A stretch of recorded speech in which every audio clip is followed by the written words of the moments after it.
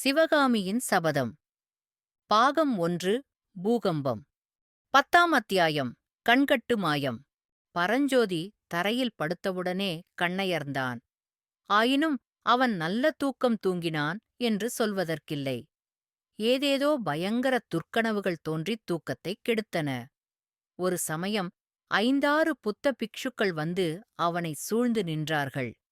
அவர்களில் ஒருவர் தம் கையிலிருந்த தீபத்தைத் தூக்கி பரஞ்சோதியின் முகத்தில் வெளிச்சம் விழும்படி பிடித்தார்.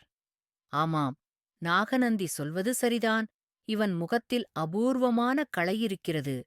இவன் மகாவீரன் ஆவான் அல்லது மகாத்மா ஆவான் என்று யாரோ ஒருவர் சொன்னது போலிருந்தது. இன்னொரு சமயம் அவனை ஒரு மதயானை துரத்திக் கொண்டு வருகிறது. பரஞ்சோதி சட்டென்று ஒரு பன்னீர் மரத்தின் மேல் ஏறிக்கொள்கிறான். புஷ்பக்கொத்துடன் கூடிய ஒரு பன்னீர் கிளையை ஒடித்து யானையின் மேல் போடுகிறான். அச்சமயம் திடீரென்று 2 குதிரை வீரர்கள் தோன்றி, "அடப்பாவி, கோயில் யானையைக் கொன்றுவிட்டாயா?" என்று கூவிக்கொண்டே தங்கள் கையிலிருந்த வேல்களை அவன் மீது எறிகிறார்கள். மற்றும் ஒரு பயங்கரக் கனவு. நாகநந்தியடிகள் வந்து அவன் பக்கத்தில் நின்று அவனுடைய முகத்தை உற்றுப் பார்க்கிறார். அப்படி பார்த்துக் கொண்டிருக்கும்போதே அவருடைய முகமானது படமெடுத்தாடும் பாம்பின் முகமாக மாறுகிறது. அந்தப் பாம்பு அதனுடைய மெல்லிய பிளவுபட்ட நாவை நீட்டி அவனுடைய முகத்தைத் தீண்ட வருகிறது. பரஞ்சோதி அலறிப் புடைத்துக் கொண்டு எழுந்திருந்தான். பார்த்தால் நாகநந்தியடிகள் உண்மையாகவே அவன் அருகில் நின்று அவனைக் குனிந்து பார்த்துக் கொண்டிருந்தார்.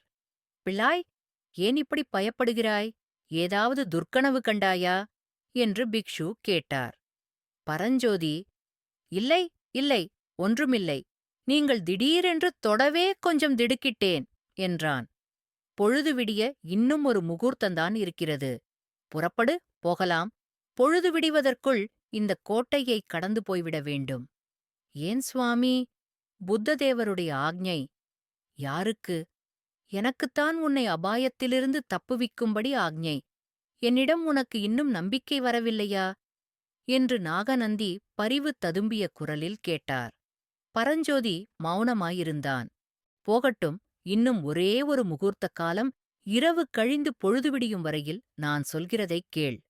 புத்ததேவருடைய கட்டளையை நான் நிறைவேற்றி விடுகிறேன். கோட்டைக்கு வெளியே உன்னைக் கொண்டு போய் விட்டுவிடுகிறேன். அப்புறம் உன் இஷ்டம் போல் செய்." கனிந்த குரலில் கூறிய இந்த வேண்டுகோளை பரஞ்சோதியினால் மறுக்க முடியவில்லை. "ஆகட்டும் அடிகளே" என்றான். "அப்படியானால் இன்னும் ஒரு முகூர்த்த காலம் என்னிடம் நம்பிக்கை வைத்து நான் சொன்னபடி கேட்பாயல்லவா?" "கேட்கிறேன்." "உன்னுடைய கண்களைக் கட்டி இவ்விடமிருந்து அழைத்துப் போக வேண்டியதாயிருந்தால்?" பரஞ்சோதி, "எப்படியானாலும் சரி" என்றான். நிமிஷம் திகைத்து நின்றுவிட்டு உடனே நாகநந்தி அடிகள் ஒரு சிறு துண்டை எடுத்து பரஞ்சோதியின் கண்களைச் சுற்றிக் கட்டினார். "பிள்ளாய், என் கையைப் பிடித்துக் கொண்டே வர வேண்டும். நான் சொல்கிற வரையில் கண்ணின் கட்டை அவிழ்க்கக் கூடாது. இப்போது நீ என்னிடம் காட்டும் நம்பிக்கையின் பலனை ஒருநாள் அவசியம் தெரிந்து கொள்வாய்." இவ்விதம் கூறி பரஞ்சோதியின் கரத்தைப் பிடித்துக்கொண்டு நாகநந்தி நடக்கத் தொடங்கினார். பரஞ்சோதியின் நெஞ்சு படக் படக் என்று அடித்துக் கொண்டது. ஆயினும் அவன் மனத்தைத் திடப்படுத்திக் கொண்டு பிக்ஷுவைப் பின்பற்றி நடந்தான். அவன் கண் முன்னால் அத்தகைய சௌந்தரியக் காட்சி தென்பட்டது. அகழி நீரில் அஸ்தமன சந்திரனின் வெள்ளிக் கிரணங்கள் படிந்து உருக்கிய வெள்ளி ஓடையாகச் செய்து கொண்டிருந்தன. அகழிக்கப்பால் மரங்கள் அடர்ந்த வனப்பிரதேசம் காணப்பட்டது.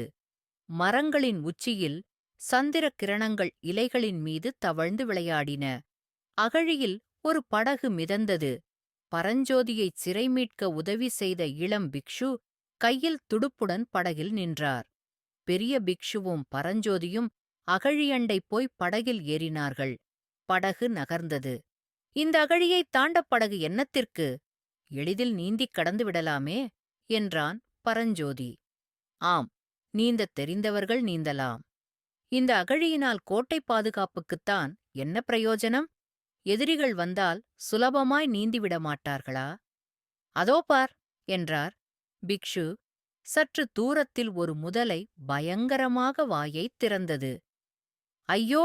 என்றான் பரஞ்சோதி.